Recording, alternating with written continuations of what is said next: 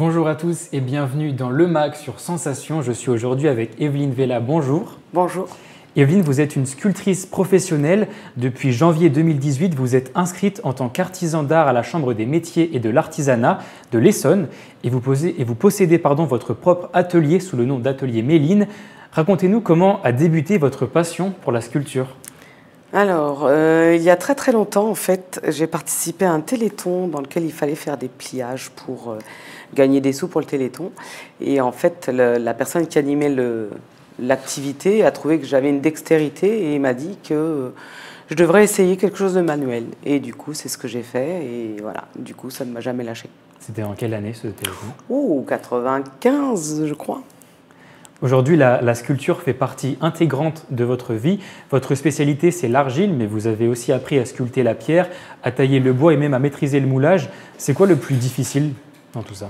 Alors, je travaille également la résine époxy. Oui, je l'ai vu également. Voilà.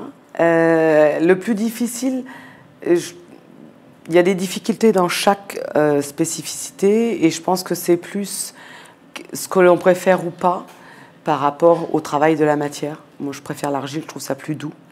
Le bois et la pierre, il y a quand même un contact assez physique. Et du coup, voilà, je préfère la douceur du travail de l'argile. C'est plus simple l'argile que... Ça permet plus d'erreurs.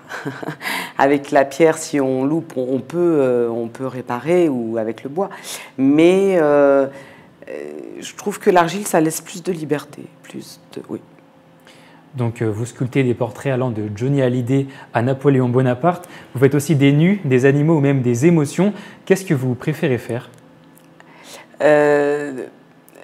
Faire ressortir une émotion, que ce soit via un portrait ou via une sculpture en particulier qu'on me demande, parce qu'on peut me demander de faire une sculpture dans laquelle il y a une émotion particulière liée forcément à un vécu. Et ce que j'aime, c'est quand le client a presque la larme à l'œil parce que j'ai réussi à reproduire ce que lui avait ou ce que la personne avait au fond du cœur. Et qu'est-ce que vous préférez faire, vous, concrètement? Comme je vous ai dit, vous faites des nus, des animaux. Vous n'avez pas forcément de spécialité? Je vais faire plus facilement des nus, des portraits. Un portrait, c'est un beau challenge. Il faut que ça ressemble, il faut qu'il y ait l'émotion, la vraie émotion. Donc, oui, des nus et des portraits. Vous avez parlé de 1995 tout à l'heure. Votre première exposition, elle, date de 1996. Depuis, vous en avez fait 12 si on y ajoute les salons.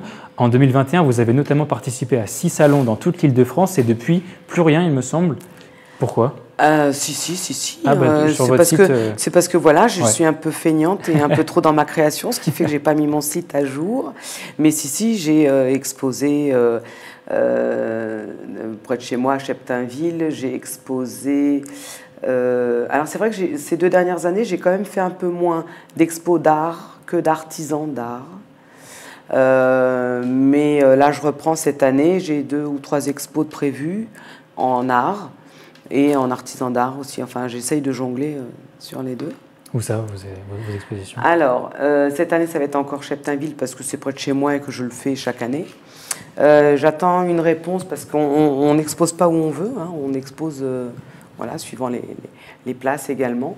J'attends une réponse pour Montigny-le-Bretonneux pour un salon d'art contemporain.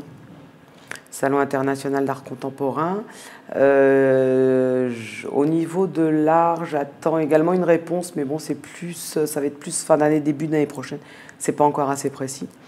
Et puis, effectivement, il faut que j'ose un peu plus me montrer. En fait, au début, j'osais pas me montrer. Voilà. Et justement, parmi toutes vos sculptures, quelle est l'œuvre dont vous êtes la plus fière? La plus fière, c'est forcément le maréchal Lannes que m'avait commandé la Maison Laffitte, qui a été tiré en bronze. Donc c'était avec une inauguration, dans un château. Enfin, c'était vraiment magique. Et oui, j'aimerais bien avoir d'autres commandes de mairie, mais c'est un peu difficile même pour les mairies aujourd'hui. Donc ce qui fait que... Mais oui, s'il y a d'autres commandes... Est-ce que vous retournez parfois à Maison Laffitte pour la revoir, cette sculpture? Non, pas souvent, parce que ça fait loin de chez moi. Mais oui, si je passe dans le coin, bien sûr, je m'arrête, bien sûr. Vous sculptez pendant combien de temps par jour? Waouh. Alors, je ne compte jamais mes heures parce qu'en fait, quand je suis la tête dedans, je suis dans un autre monde. Donc, je vais dire facilement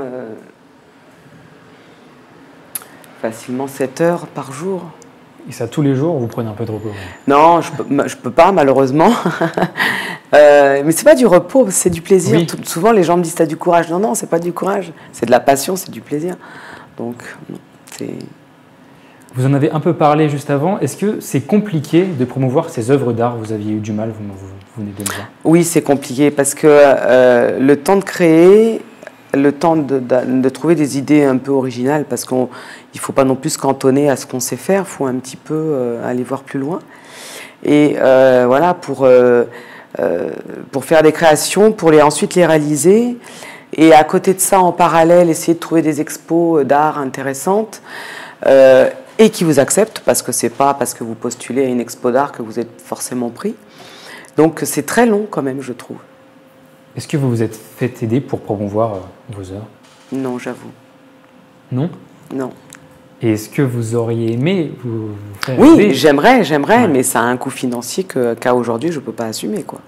Parce qu'il existe des associations, par exemple, qui peuvent promouvoir les œuvres d'art. Je pense à Artis, qu'on a reçu il y a un mois, qui sont basées dans les Yvelines. C'est des associations qui peuvent promouvoir des artistes, par exemple. Est-ce que ça pourrait vous intéresser? Est-ce que vous êtes renseigné? Oui, bien sûr. Alors, oui, ça pourrait m'intéresser. Après, je sais qu'il y a quand même énormément d'associations où ils sont assez fermés.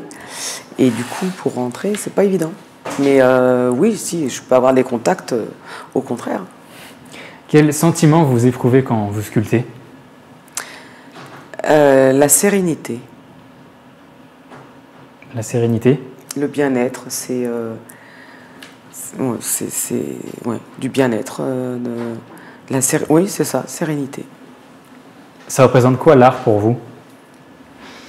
Oh, on peut transmettre tellement de choses dans ce que l'on produit. Et également, quand je donne des cours, je me rends compte que j'arrive à voir les points sensibles des personnes suivant ce qu'elles font, que ce soit enfants ou adultes, suivant ce qu'elles vont réaliser, la manière dont elles vont le réaliser. Ça comment dirais-je, ça découvre ça peut découvrir des angoisses, ça peut découvrir des gènes. C'est assez révélateur. Vous donnez des cours Alors, comment ça se passe? je donne des cours à Mency le mercredi, toute seule, entre guillemets, pas par le biais d'une association. Et là, à partir de septembre, je vais donner des cours tous les mercredis soirs, cours adultes, dans une association à comment ça s'appelle? Leuville-sur-Orge. Et donc là, c'est un cours adulte de 19h45 à 21h45. Et puis, je suis en train pas mal de chercher pour donner d'autres cours parce que je me rends compte que c'est vraiment ce qui me tient à cœur, en fait. Et ça intéresse des personnes, la sculpture? Vous, les cours sont remplis? Alors, comme je débute, pour l'instant, je ne saurais pas trop vous dire. Mais en tout cas, y a quand même un mode de consommation maintenant qui fait que les gens viennent souvent pour une session, découvrir, et puis ils passent à autre chose, ou ils verront sur les tutos, ou oh bah tiens, la semaine prochaine je fais ça. Mais c'est très compliqué, je trouve, à aujourd'hui, de trouver des gens qui sont suffisamment passionnés pour avoir envie d'évoluer et d'apprendre vraiment plein de techniques pour arriver à ce qu'ils veulent. C'est peu de gens, en fait, je trouve. Et justement, est-ce que c'est compliqué de commencer la sculpture avec de l'argile, par exemple? Moi, personnellement, j'en ai jamais fait. Est-ce que si vous me faites un cours dès demain, combien de temps ça me prendrait avant de maîtriser un peu Ça dépend de chacun. Il y en a qui vont... En fait, le problème de tout le monde, je pense, la première chose qui pose problème, c'est oser. Parce que tout le monde va vouloir... Enfin, les gens, en règle générale, ils veulent tout de suite arriver à un résultat. Et ils n'acceptent pas le fait que on n'arrive pas toujours du premier coup. Et que c'est pas grave.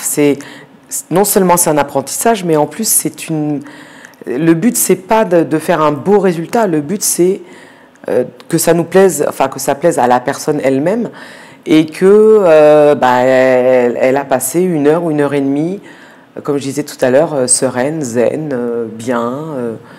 Le résultat, je dirais presque, on n'est pas à l'école, quoi. Enfin, on n'est pas. D'accord.